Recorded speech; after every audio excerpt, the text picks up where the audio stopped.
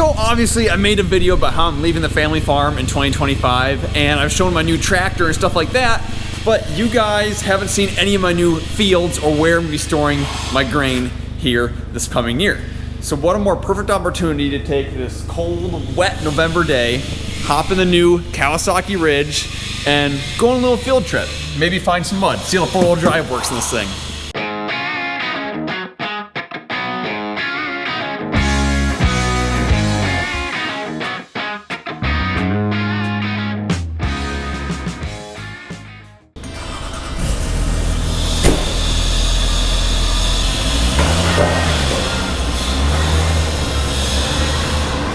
So I got the Kawasaki Ridge all filled up, ready to go. Now the first place I'm gonna take you guys is to the grain setup that I'm gonna be storing my grain in for the next couple of years. At first, I was planning on using these bins that are right here behind me and commingling my grain with my dad and my brother. But after some discussion, we probably, thought that's not the greatest idea. Just trying to mix grain together and then get it all, get the right amounts out and it just kind of seemed messy, and I have a much better option over here.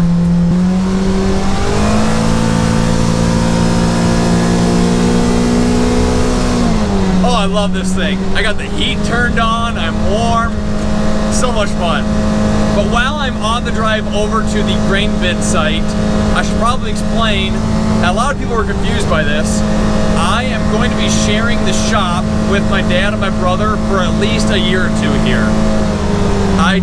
All my land is very close around the area. I'm not moving, I'm still living in the same house, still live in the same town.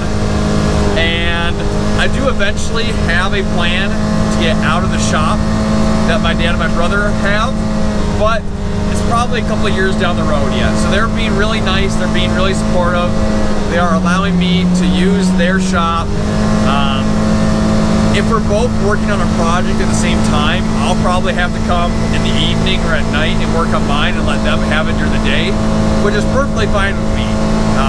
They're being nice enough to let me use it. If I have to use it during the night a little bit, perfectly fine, but just want to let you guys know that we're using the same shop for the time being, but there are plans down the road to eventually move out. I just don't know when that'll be. What are you doing? You don't seem to be freezing your butt off. No, I'm not freezing my butt off. It's quite comfortable in here, actually. Set that up so I can tile? Well, we gotta get tiling first. Survey with it? How much surveying you gotta do? I don't know. The new field? On your farm, you need to survey. Okay, potentially. I can do it. But I mean, so you have the wiring harness. The wiring harness on that Gator is like hot wired into the Gator. It's not. So, I mean, it'd take quite a bit, but. I'll have to bundle up. It's not a big deal. Okay. I'm just out making a video. Ride along when I get cold, I can get into the I'm just making a video on some of my plans for next year. I was gonna show them the bins and stuff, so. Okay. So here we are at another place. This place my grandpa owns. There used to be a house right here when I was a kid. We've since tore it down. But this place does have a couple of small machinery sheds on it and a nice big machinery shed. Now those are currently being used by the other side of the family, so I'm probably not gonna have use of those. However, this grain bin setup right here has been basically abandoned for, I don't know, 10 plus years? So I guess abandoned might not be the best word to use, because we have been using this the past couple of years for the organic soybeans. But there's 6 bins. We've been using one for the organic soybeans. One of them is actually shot, but the other 4 are actually in really nice condition. So Carson, if the bins are in nice condition, why did your guys stop using this place? And well, there's kind of 3 reasons, I guess. First of all, this leg right here, I mean, this was the main grain bin setup for my dad, my grandpa, my uncle for many, many years. It has seen a lot of bushels run through it. And frankly, everything is just kind of getting wore out. Bins don't really necessarily wear out too much as long as you keep them in good condition, but all the spouting, all the augers and flighting, and leg itself is it's just getting wore out. And then by the time that this started to get wore out, we had already put a lot of money and infrastructure into the main grain setup that we have used here for the past while. And it just kind of seemed like a waste of money to try and fix this one up. So we do get by with the organic soybeans. I think this bin has the organic soybeans in it right here. And then the second reason is that, other from the fact that it's kind of wearing out, is that it's just slow. Everything here is really undersized. It was built for John Deere 7720 combines, not S770s with 12 row corn heads that can combine corn at 4.5, 5 miles an hour. So it can't keep up with our current machinery, or my dad and my brother's machinery, and it's just super inefficient for us. So it's just kind of been sitting here, but some of these grain bins, this one right here is shot. This was always a wet bin back in the day. But that bin down there, this bin, that bin, and this bin are all still in pretty nice condition. I mean, opening it up in here, there's a little bit of junk on the floor, but a couple hours of sweeping, I mean, this is a very, very usable bin. So my plan is to store my corn and soybeans here, but I want to minimize the amount of use that I use that leg for. So my plan is to actually get rid of the downspouts from the leg to the top of the bins, or move them out of the way, or cut them off or something, so that way I can get a tractor auger up there. And then for this one, for example, I could just park a tractor auger right here, start filling it, and then pull my wagons or a semi truck or whatever I end up buying to transport my grain, and just load it that way, store it, and then when it does come time to unload the grain bins, I can then use that leg. I just want to minimize as much use as I can with it. In fact, it actually does need a new motor right now. We probably got to get a crane out here anyways to replace that motor. Okay, enough being outside. We're getting back in the heat. Woo! Oh, so nice in here. Now this grain setup does not have a corn dryer either, so I'm planning on planting some earlier corn, some 99 to 104-ish day corn, and then I'll just use the fans that are on the bins and dry the corn. I'm either gonna try and purchase some sort of basic grain bin monitoring system, or I might actually try building my own. I haven't quite decided what I'm gonna do yet, but that's something to look forward to here probably this next summer.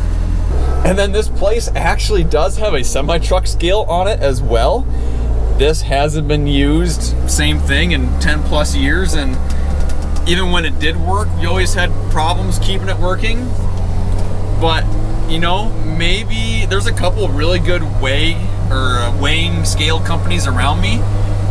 It might be worth seeing if somebody come out here and get the scale working again, so that way it'd be easier for me to keep track of bushels.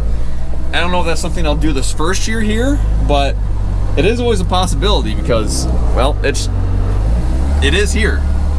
So that is the plan for grain storage for next year. Now I have 3 fields making up about 220 acres. Let's head to the first one.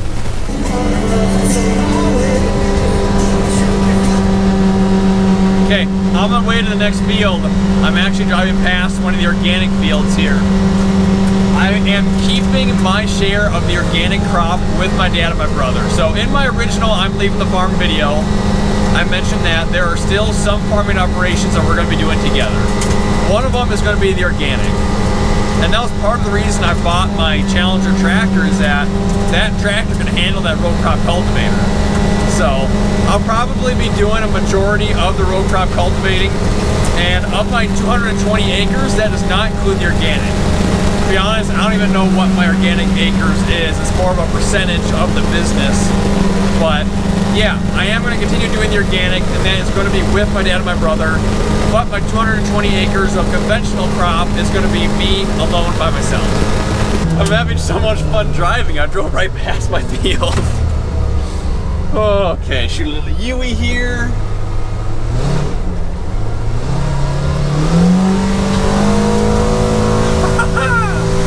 And here we are. This is my one of 3 fields. Let me just toss her in a 4-wheel drive here.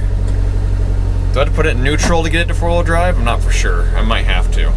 Okay, why is it? Oh, do I need to like be in work? Let's go in work mode. There it goes into 4-wheel drive. Okay, just need a little bit of time. So this is a 40-acre field, and it was corn this past year, and it's actually going to be corn again this year. The reason is that I have 3 fields, and every single one of them was corn in 2024. So it kind of screws up a corn-soybean rotation when all of your acres were corn the previous year. And I'll go a little bit more into depth on why I chose this field to be corn and corn next year, and the other 2 are going to be soybeans. So this field is kind of a weird deal. So a couple years ago, I bought my first 40 acres, my first field. And I bought it half and half with my cousin. So it's an 80-acre field. I bought half of it. My cousin bought the other half. So when I decided I was going to go on my own, originally I was like, well, I'm going to go farm my 40 acres that I bought. But after talking with Dad and Chris about it a little bit, we decided that it'd be a lot better for me to actually farm my dad's 40 and have my dad farm my 40. And the thought process behind that is splitting an 80-acre field into 2 40s is extremely inefficient. You have twice the amount of end rows in the same amount of space, and it just makes the farming of the field itself more inefficient. So my dad has a standalone 40. In terms of like soil quality and yield, they're very, very similar. So for at least the time being, we just swapped 40. So he's gonna be farming my 40, and I'm gonna be farming his 40. And it's definitely pretty slimy on top, but honestly, this thing's making pretty easy work of it. So it's just kind of a square 40. It does have some hills in it. It has some bottoms. That dark spot right there and that dark spot right there, those were both drowned out in the 40 or 50 inches of rain that we had this year. Typically, this doesn't really drown out that much at all, but it was just such a crazy year. The only other weird thing about this field is along the one border, there's these trees that kind of jut out a little bit. And we actually had a tree fall down here during the storm last summer. So we're gonna have to come out here, get this tree cleaned up, maybe clean some of these branches up so I come out here with my planter that I haven't shown you guys about yet, but hopefully will soon. I'm not having branches hit my windshield on my nice tractor.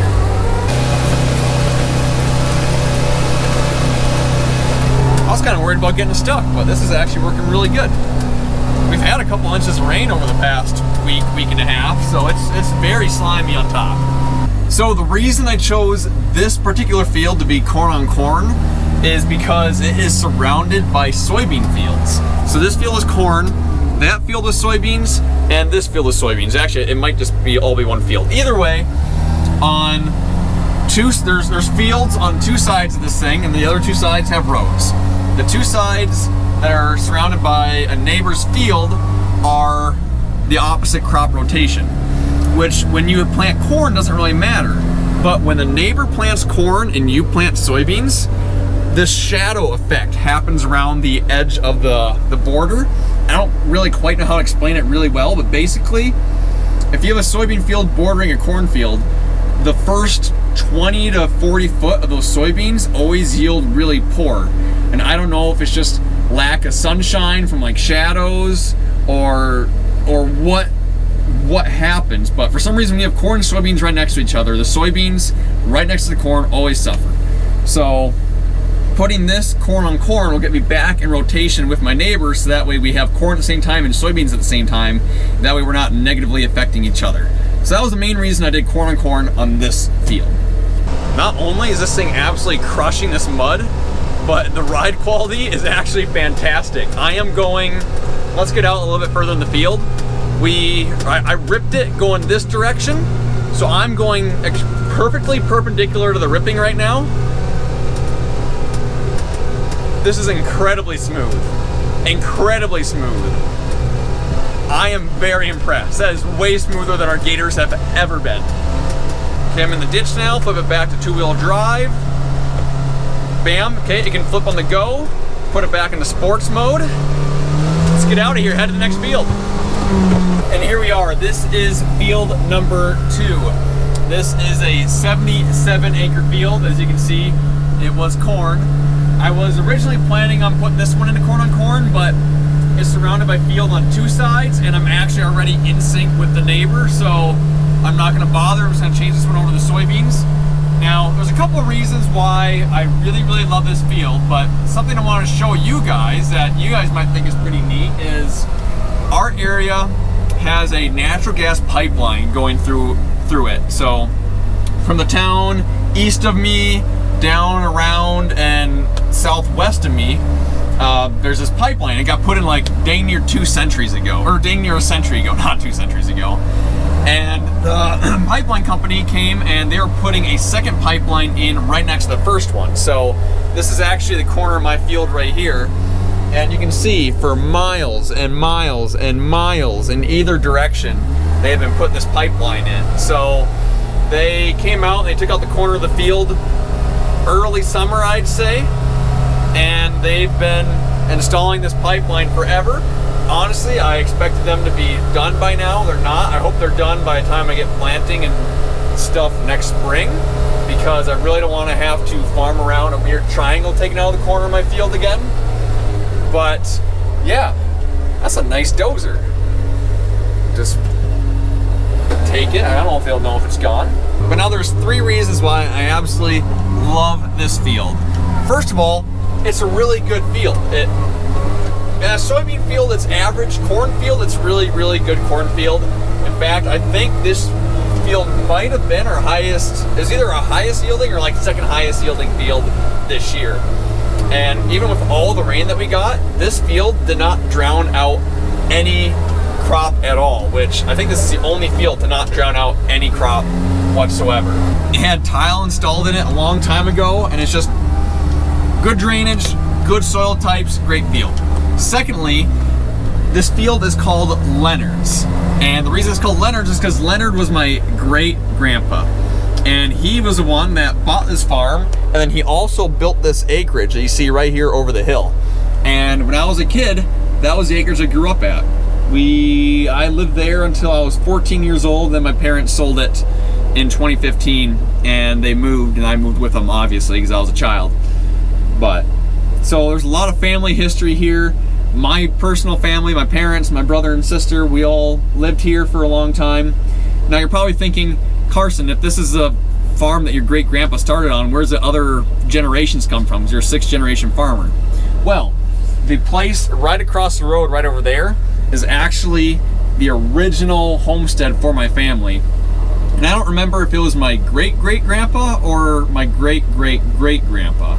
That must have been my great-great-grandpa, or yeah, 2 greats. Anyways, he went bankrupt and he lost that field. And then my great-grandpa moved literally across the road and started a new farm for himself. So that's technically the original family homestead, but lost it well over 100 years ago. And this is kind of where we rebuilt. So kind of a cool family legacy, and I hope to be able to keep it going. So my grandpa actually owns this field. I'm renting it from him. So I drove around the section here, and yeah, man, they got another nice dozer and excavator there.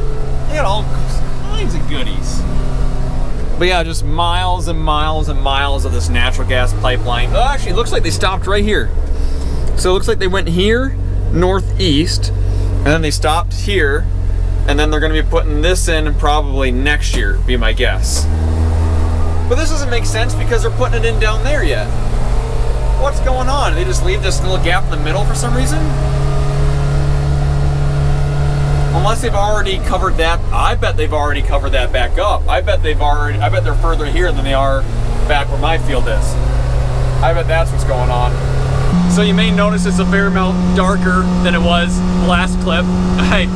Driving by a neighbor's place, saw him outside, so I stopped and talked to him for probably like an hour and a half. But next to me right here is my new field. So this is one that no one in my family has farmed before. It's a 110-acre field. It's kind of a weird deal. I bought 80 acres of it, and I'm going to be renting the other 30, at least for a while. So I'm pretty excited about this one though. it's definitely a wet field. It needs tile pretty bad. And I'm not gonna drive out there because this field is very, very wet, but I do have some drone footage of it. Talking with the previous tenants of this field, it sounds like, other than a lot of the drownouts, that this farm was actually pretty good. Farm field, whatever you want to call it. So hopefully my dad and I can work together. I'll help him do some of his tiling, and then he can come over, help over here eventually once we get around to it, and we can tile this one out. So that'll be here in the future too. The one thing that's kind of weird about this field though is that there's this like random group of trees in the center of it that I don't quite understand why they're there. I mean, it looks like they're planted in a really nice row.